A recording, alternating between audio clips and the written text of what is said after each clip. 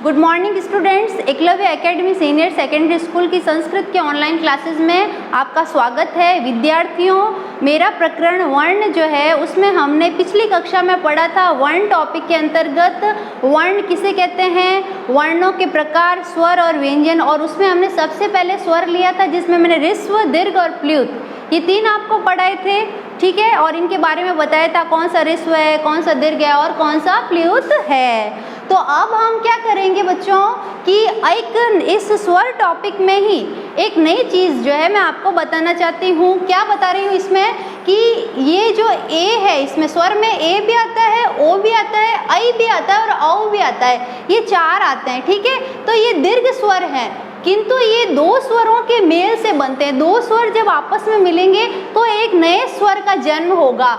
इन्हें मिश्र, विकृत या संध्यक्षर कहते हैं। तो इस बात का ध्यान रखें। बड़ी क्लासेस तो विशेष रूप से ध्यान रखें कि आपको पूछ लेंगे कि ए जो है वो कौन सा स्वर में भी कौन सा स्वर है, तो हम क्या कहेंगे, संध्यक्षर, है ना।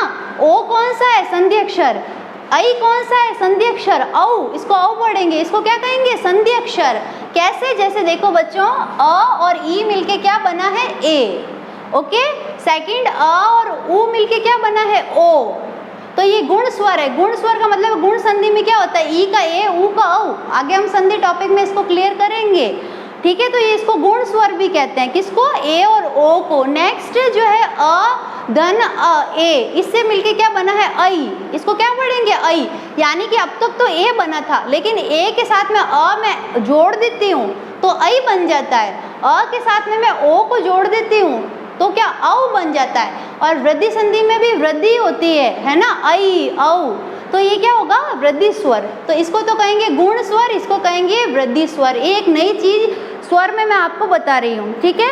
अब हम हमारा जो व्यंजन वर्ण वाला टॉपिक है, इसमें क्या होगा, व्यंजन उन्हें कहते हैं। अब सेकंड दो प्रकार हैं, स्वर और व्यंजन वर्ण के दो प्रकार हैं। इसमें ये जो सेकंड व्यंजन वर्ण है, इसमें क्या है, व्यंजन उन्हें कहते हैं जो स्वर की सहायता के बिना उच्चारित नहीं किए जा सकते। यानी कि अगर आपको व्यंजन वर्ण बोलना है तो स्वर अपने आप ही आएगा। बिना स्वर की सहायता के हम व्यंजन को बोल ही नहीं सकते।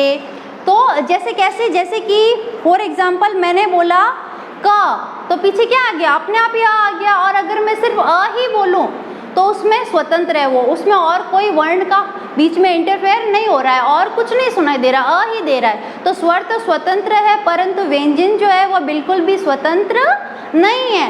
तो व्यंजन का उच्चारण करना, उसमें स्वर की जरूरत होती ही है, फिक्स है कि स्वर आएगा ही आएगा, बिना स्वर के बोल ही नहीं सकते। अब देखो, क पीछे आ रहा है, ख आ रहा है, ग, घ, ङ, च, छ सब में आ रहा है, यानी कि स्वर आ रहा है। तो व्यंजन बोलने के लिए स्वर तो चाहिए ही चाहिए, ठीक है। जैसे हम अपने पेरेंट्स के बिना बिल्कुल नहीं है, हम अपने पेरेंट्स पर निर्भर हैं, पेरेंट्स के बिना हमारा अस्तित्व ही नहीं है।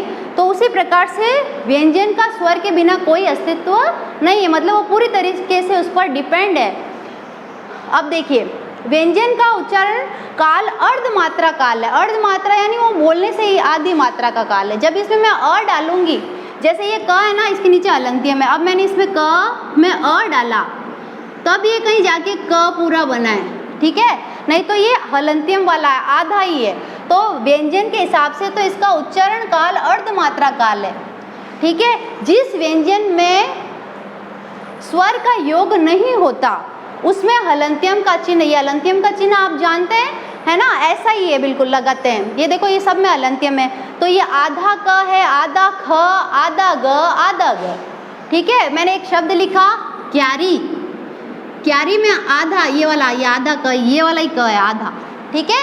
एक मैंने लिखा कोमल, कोमल में ये जो है ना, ये क लिखा है ना, ये क, ये पूरा क है ना कि आधा। तो ये अ इसके साथ जुड़ा हुआ है, अ स्वर इसके साथ जुड़ा हुआ है, तो ये फर्क है।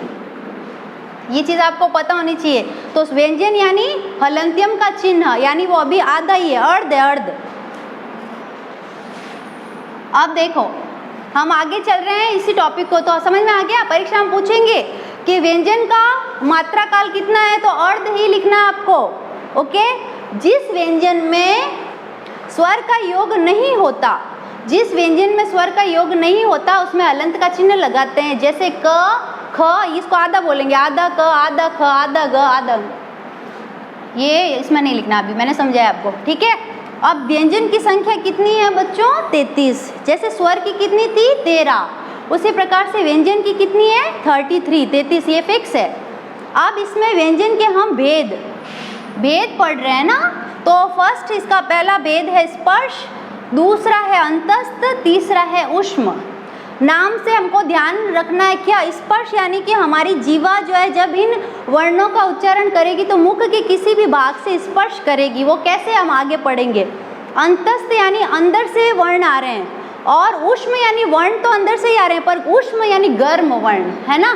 तो इस तरह से कुछ इनका अलग अलग है सबका। सबसे पहले मैं ले रही हूँ स्पर्श, ये देखो स्पर्श, ठीक है। जिन व्यंजनों का उच्चारण करने में जीवा यानी क्या होता है? जीव होता है, मुख के किसी भाग को स्पर्श करती है। मुख का भाग, आप कहोगे मैडम मुख का भाग क्या? जीवा कई बार दांत के पीछे की तरफ स्पर्श करती है, कई बार ऊपर की तरफ करती है, मारवाड़ीपन कहते हैं तालवे में, उसको संस्कृत में प्रोफेशनल मूर्धा बोलेंगे, है ना।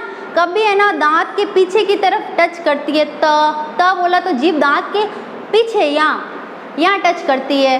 कहीं पर हम बोलते हैं तो जैसे मैंने बोला प, तो मेरे दोनों होंठ आपस में स्पर्श हुए, प। मैंने बोला ओ, तो होंठ गोल हो गए। तो हमारी जीभ जो है वो कहीं ना कहीं स्पर्श होती है ना। और कहीं उच्चारण ऐसे कंठ से होता है क, जीभ कहीं नहीं हिली, क, है ना। इस तरह से अलग अलग है। भगवान पाणिनि जो संस्कृत के प्रकांड पंडित हैं, उन्होंने सबको अलग अलग भागों में बांट दिया है। उनका ज्ञान बहुत गहरा था, है ना। तो ये हमको समझना है, इस टॉपिक को थोड़ा सा क्लियर रखना है ताकि आगे संधि समास प्रत्यय उपसर्ग कारक में कोई प्रॉब्लम नहीं होगी। तो स्पर्श में क्या लिखा है कि जिन व्यंजनों का उच्चारण करने में जीवा यानी जीभ मुख के किसी भी भाग को स्पर्श करती है, ठीक है। और वायु कुछ क्षण रुक करके झटके से बाहर निकलती है। कुछ क्षण तो वायु, मैंने बोलूंगी ना क, तो पहले तो वायु मेरे मुख में थोड़ी देर रुकेगी, फिर झटके से बाहर आएगी क, ख, ग, ङ, च, छ, झ, झ, य। मुख में वायु थोड़ी देर रुकी, फिर झटके से बाहर आ गई। देखो जैसे बी प्रैक्टिकल हम करके देखेंगे। वे स्पर्श संज्ञक व्यंजन कहलाते हैं। ये कितने होते हैं? 25 होते हैं। स्पर्श कितने होते हैं? 25। 25 ऐसे वर्ण हैं जिसको मैं बोलूंगी तो वो मुख के किसी भी भाग से आपको टच होंगे, स्पर्श होंगी। क्या होगी? जीभ स्पर्श होगी, ठीक है। उच्चारण स्थान आएगा आगे, इसके बारे में हम विस्तृत से पढ़ेंगे, ठीक है। ये लाइन अपने आप में राइट है। अब मैं इसको पहले क वर्ग, अब देखो बच्चों, वर्ण यानी तो होता है अक्षर, और वर्ग यानी अक्षर नहीं होता, वर्ग यानी ग्रुप, यानी 5-5 का ये ग्रुप है, ठीक है। ये क्या है? वर्ग। तो 5 का जोड़ा है। एक बेंच में 5 स्टूडेंट बैठते हैं, बिल्कुल वैसे ही क वर्ग में 5 बैठेंगे। फिर क में, च में 5, ट में 5, त में 5 वर्ण बैठेंगे, और प में भी 5।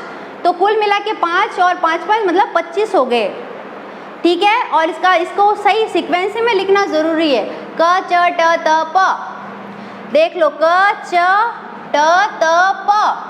ये सीक्वेंस नहीं बिगड़नी चाहिए। प्लस क, ख, ग, ग, ये भी सीक्वेंस नहीं बिगड़ेगी। आपने ग को यहाँ, क को यहाँ डाल दिया तो वो अशुद्ध है, उसको हम शुद्ध नहीं कहेंगे। तो इसमें जो है हमको ध्यान रखना है।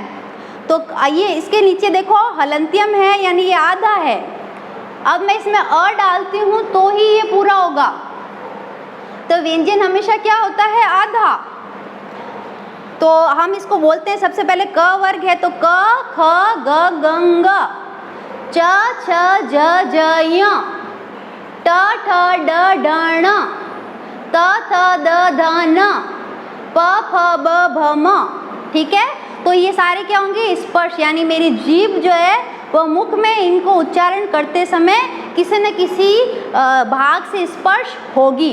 अब देखो, जैसे क बोला ना मैंने, तो कंठ पे ज्यादा प्रेशर बढ़ेगा, क, ख, ग, ग। च बोला तो जीभ पे होगा, च, छ, ज, ज, य। इसका सूत्र होता है इचु यशा नाम तालु, वो हम पढ़ेंगे।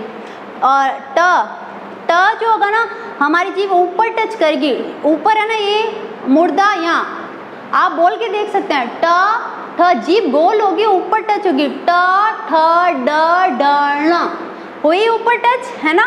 और त है ना, त इसमें हमारी जीभ है ना, दांत के यहाँ पीछे टच होगी, दांत है ना इसके पीछे, त थ द ध न, हुई टच, है ना। और प में हमारे होठ टच हो गया आपस में, प फ ब भ म, है ना। तो आपको समझ में आ रहा है ना कि हर एक वर्ण यानी अक्षर को भगवान पाणिनि ने इतना अच्छा व्यवस्थित सेट किया है कि बिल्कुल अव्यवस्थित नहीं होती है संस्कृत, बहुत व्यवस्थित भाषा है ये, और सभी भाषाओं की माँ तो है ही।